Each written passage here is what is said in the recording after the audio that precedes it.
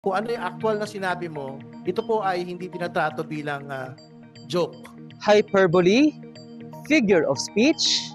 No-no yan para sa mga matataas na opisyal ng gobyerno. Yan ay ayon kay Bicol Saro Representative Terry Ridon.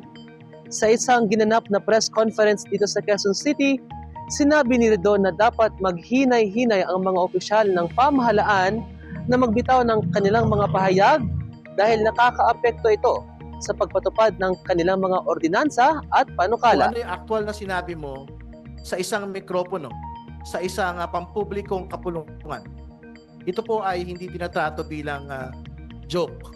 No, lalo't higit kung ang mga sinasabi po ay mga pagbabanta laban po sa mga tao. Lalo't higit kung ang nagsasalita po mismo ang pinakamataas na pinuno ng bansa na meron pong kapangyarihan sa kapulisan, meron pong kapangyarihan sa kasundaluhan. So, tingin ko, dyan ho naman talaga nagkakatalo eh. Hindi ba? Yung pong kaso po sa ICC.